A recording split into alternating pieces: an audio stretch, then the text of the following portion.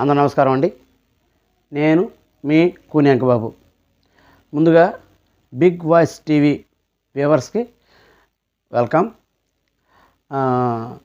ఈరోజు మన టాపిక్ ఏంటంటే తమనే చూసుంటారు, శివాజీ అన్న చేసినటువంటి వ్యాఖ్యల మీద దుమారం రేగుతోంది.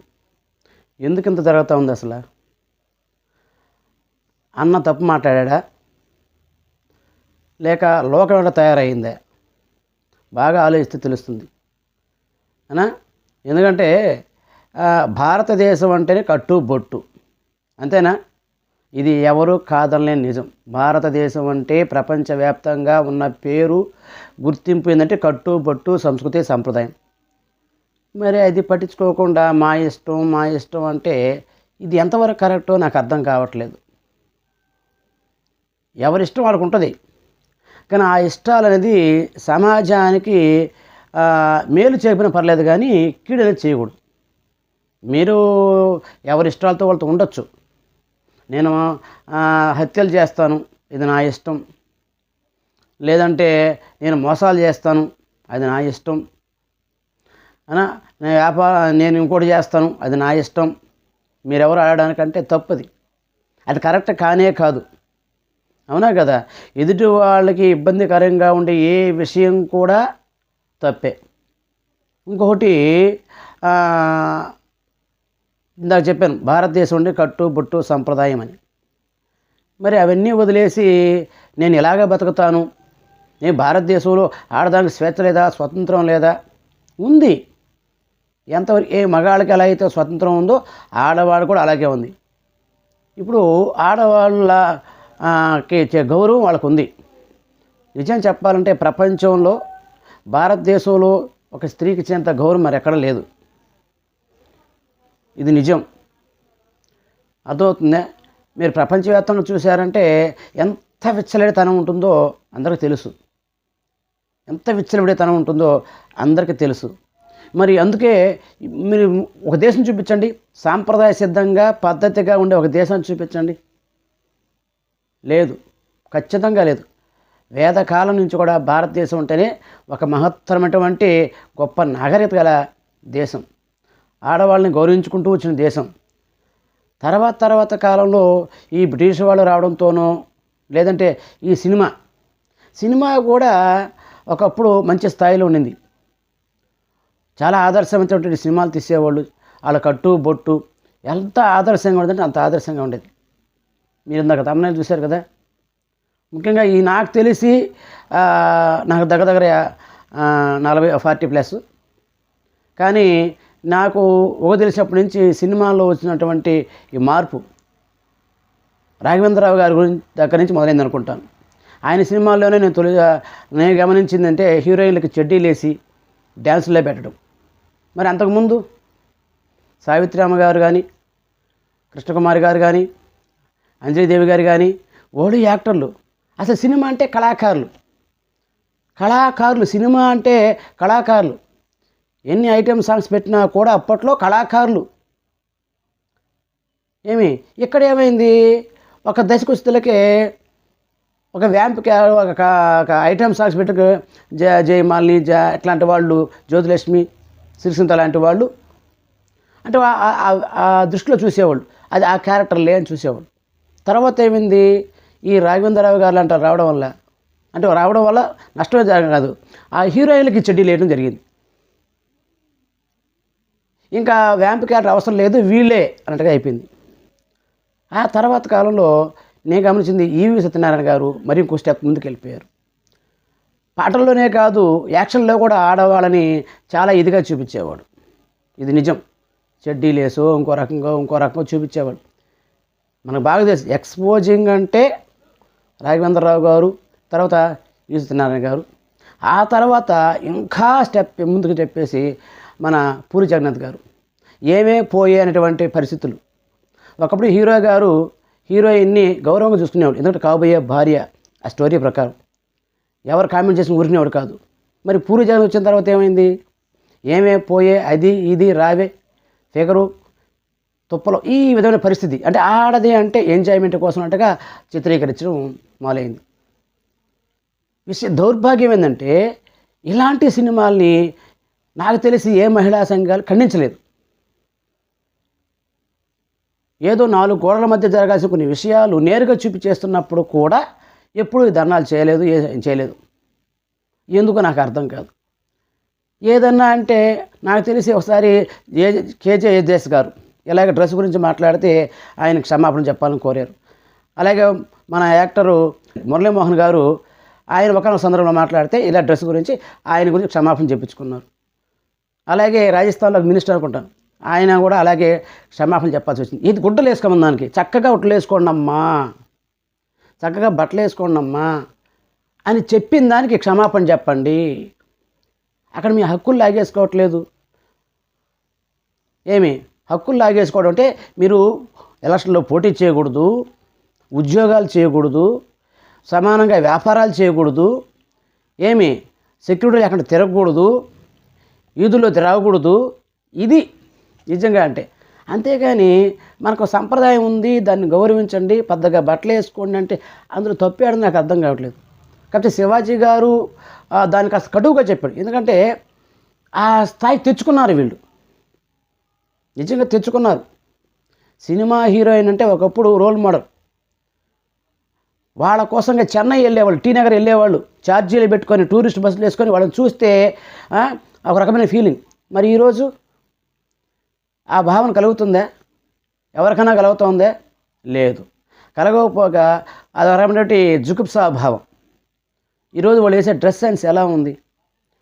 10 మంది ఇంట్లో కూర్చున్న కుటుంబ సభ్యులు తల్లిదండ్రులు పిల్లకాయలు కలిసి చూడగలుగుతున్నారా? ఆ హీరోయిన్ చూడగలుగుతున్నారా? ఆ హీరోయిన్ చూడగలుగుతున్నారా చెప్పండి? కొంతమంది, చాలా తక్కువ మంది ఆ హీరోల్ని ఆదర్శం తీసుకొని వాళ్ళు పిల్లకాయలుగా బట్టలు వేస్తున్నారు. వాళ్ళు ఆ బట్టలు వేసి స్కూల్కి వస్తుంటే, నేను స్కూల్ టీచర్ని, వాళ్ళు స్కూల్కి వస్తుంటే పక్క పిల్లకాయలు ఎలా చూస్తారు? పక్క వాళ్ళ పేరెంట్స్ ఎలా స్కూల్కి వచ్చిన పేరెంట్స్ ఎలా చూస్తారు? ఇంటికాంచి వచ్చేటప్పుడు మధ్యలో దారిలో ఎంతమంది ఎలా చూస్తారు? అంత అవకాశం ఎవరు ఇచ్చారు? తల్లిదండ్రులు కూడా మారాలి. అలాంటి సినిమాలకు పోకూడదు, అలాంటి వాళ్ళని ఎంకరేజ్ చేయకూడదు. అర్థమైందే? అలాంటివి ఎంకరేజ్ చేయకూడదు. ఇది ఎప్పుడో జాగ్రత్త పడాల్సిన విషయం, ఎప్పుడో జాగ్రత్త పడాల్సిన విషయం. సినిమా హిట్ కావాలంటే కథ ఉండాలంతే, మంచి కథ ఉండాలి. కథ డిమాండ్ చేసింది. మరి సావిత్రి గారి సినిమాల్లో కథ లేదంటారా? జమునా గారు చేసిన సినిమాలో కథ లేదంటారా? శారదా గారు చేసిన సినిమాలో కథ లేదంటారా? సుజాత గారు చేసిన సినిమాలో కథ లేదంటారా? చెప్పండి. విజయశాంతి గారు కూడా కర్తవ్యం లాంటి, ఆశయం లాంటి ప్రతిఘటన సినిమాలు తీశారు. వాటిలో కథ లేదంటారా? కథ లేకుండా హిట్ అయ్యాయంటారా? ఆమెది ఎస్వి కృష్ణారావు గారు గొప్ప సినిమా శుభలగ్నం, కథ లేదా దాంట్లో? ఆహ్వానం కథ లేదా దాంట్లో? మావి చిగురు కథ లేదా దాంట్లో? ఎందుకైతే బ్లాక్ బస్టర్స్ అయ్యాయి? కథ డిమాండ్ చేయలేదా? ఏం వాటిలో ఐటమ్ సాంగ్స్ పెట్టచ్చు కదా? ఆలీ సాంగ్ ఎందుకు పెట్టారు? బాబుమోహన్ సాంగ్స్ ఎందుకు పెట్టారు స్పెషల్ సాంగ్గా? ఈ కథలు డిమాండ్ చేసేది ఏంది? కథలు ఎందుకు డిమాండ్ చేస్తాయి? నువ్వు ఈ డ్రెస్ వేసుకొని కథ డిమాండ్ చేస్తుందా? అది ఎంతవరకు ఒక పరిమితి, ఒక పరిధి, ఒక క్యారెక్టర్. ఓహో విదేశీ నుంచి వచ్చారు, వాళ్ళకి తరగతి కోసం మారుతారు, ఇలా ఉండాలి. అంతేగాని ఇది మా ఇష్టం అంటే ఎవరి ఇష్ట ప్రకారం వాళ్ళు వెళ్తారు. ఇక్కడ ఎవరిని ప్రపంచంలో ఎంతమంది నేను కంట్రోల్ చేయగలవు? అంటే ఈ ప్రశ్న నేటి సమాజాన్ని అడుగుతున్నాను నేను. తల్లిదండ్రులు అయితేనేమి, ముఖ్యంగా సినిమా వాళ్ళని అడుగుతున్నాను నేను. కొత్తగా వచ్చే డైరెక్టర్లను అడుగుతున్నాను నేను.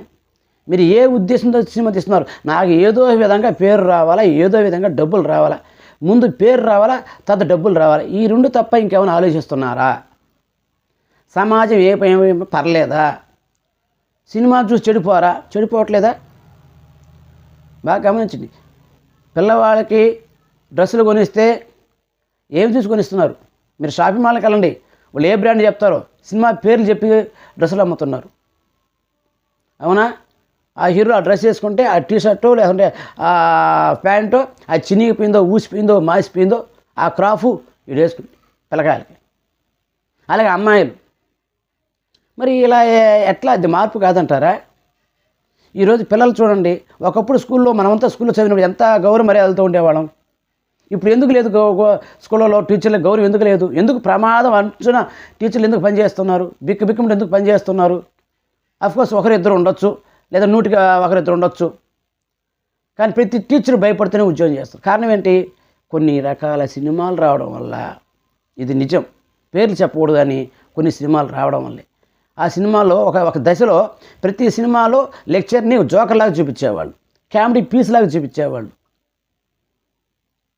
మీకు తెలుసలేదు, ఏది ఈ మధ్య సంక్రాంతికి వస్తున్నాం సినిమాలో ఒక మంచి సన్నివేశం పెట్టారు క్లైమాక్స్లో.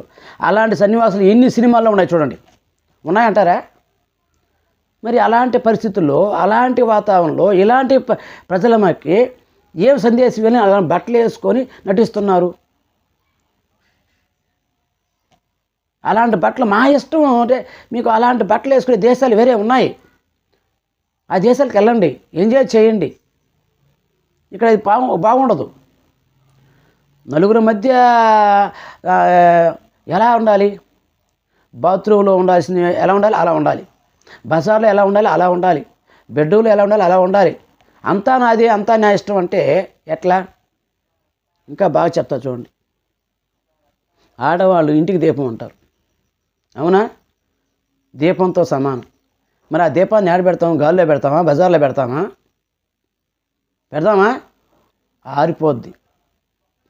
ఆరిపోద్దే. దీపాన్ని నా 2 చేతులు 4 చేతులు పెట్టి కాపాడుకుంటే వెలుగునిస్తుంది, ఇంటికి జీవితాలకు వెలుగునిస్తుంది. మరే అదే దీపాన్ని తీసుకొని బజార్లో పెడితే ఏమవుద్ది? ఇంకో రకంగా చెప్తా చూడండి. నా ఇష్టం, నా కొంప నేను తగలబెట్టుకుంటా అంటే నీ ఇల్లు ఒకటే తగలబడుతుందా? నీ ఇల్లు ఒకటే తగలబడుతుందా? పక్క ఇళ్ళకి పాకదా? దానికి ఎవరు రెస్పాన్సిబిలిటీ? నీ ఇల్లు నువ్వు కాల్చుకో, అది నీ ప్రాపర్టీ. మరి నీ ఇల్లు ఎక్కడుంది? పబ్లిక్లో ఉంది. నీ ఇల్లును తగలబెట్టుకుంటే పక్క వాళ్ళ పరిస్థితి అంతే. నువ్వు కూడా ఒక యాక్టర్గా, ఒక సీరియల్ యాక్టర్ కానీ, ఏం చెప్పండి, సీరియల్ అదే టీవీ యాక్టర్ కానీ, టీవీ యాంకర్లు కానీ, ఒక 15 సంవత్సరాల క్రితం టీవీ యాంకర్లు చూడండి ఎలా ఉన్నారు. ఇప్పుడు టీవీ యాంకర్లు చూడలేకపోతున్నాం. వాళ్ళు వేసే డ్రెస్ పక్కన పిల్లలు పెట్టుకొని ఎలా చూడాలి? కాబట్టి ఇక్కడి నుంచి నిజం చెప్పాలంటే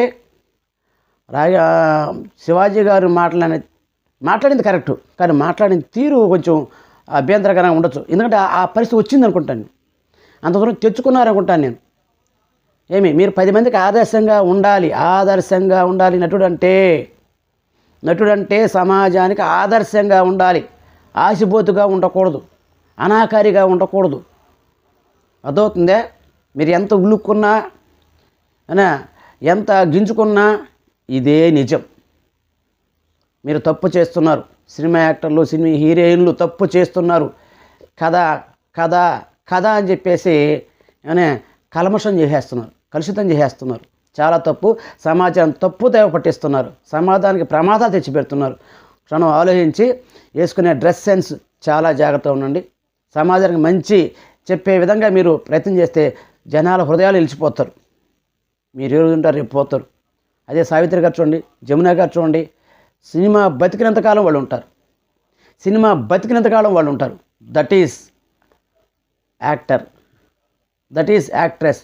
వాళ్ళు నటులు అంటే చూపిస్తే నటులు కాదు.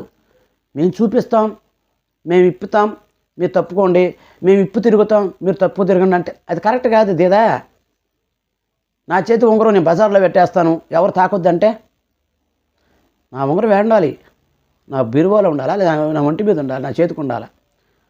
ఇది నా ఉంగరం, నేను ఏడైనా పెట్టుకుంటా, ఎవరు తాకొద్దంటే కరెక్ట్ కాదు. కాబట్టి నా సూచన ఏంటంటే, ముఖ్యంగా సినిమా ఇండస్ట్రీ వాళ్ళకి డైరెక్టర్లు కావచ్చు, నిర్మాతలు కావచ్చు, హీరోలు కావచ్చు, ఎవరు కూడా ఇలాంటి విషయాలు ఎంకరేజ్ చేయొద్దు. హీరోయిన్లని ఐటెం సాంగ్స్లో పెట్టడం, హీరోయిన్స్ని ఐటెం గర్ల్గా చూపించడం, హీరోయిన్స్ని అర్ధనగ్నంగా చూపించడం మానేయండి. వాళ్ళ విలువ తుంచేస్తున్నారు. వాళ్ళకి ఏ డబ్బు ఏముందో లేదా పబ్లిసిటీ ఏముందో మాకు తెలియదు, కానీ వాళ్ళ బలహీనతని ఆశ్రయం తీసుకొని ఈ డైరెక్టర్లు కానీ నిర్మాతలు కానీ హీరోలు కానీ ఎంకరేజ్ చేయొద్దు. అలాగే టీవీలో కూడా, టీవీలో మరీ టీవీ చాలా ప్రోగ్రామ్స్ ఉన్నాయి, లైవ్ ప్రోగ్రామ్స్ ఇలాంటివి. ఖచ్చితంగా ఇట్లాంటి విషయాల్లో మన నియమాలు పాటించి మాట్లాడే మాటల్లో కానీ, వేసుకునే బట్టల్లో కానీ, వాళ్ళకి ఇచ్చే వాళ్ళ బట్టల్లో కానీ చాలా జాగ్రత్తగా మసలుకోవాలని నేను అందరినీ పేరు పేరున చేతులు ముక్తూ వేడుకుంటున్నాను, సినీ రంగానికి ప్రత్యేకంగా. అలాగే తల్లిదండ్రులు ఇలాంటి విషయాలని ఎంకరేజ్ చేయొద్దు. మహిళా మూర్తులు ఎవరుతున్నారో వాళ్ళు ఇలాంటి విషయాలని ఎంకరేజ్ చేయొద్దు.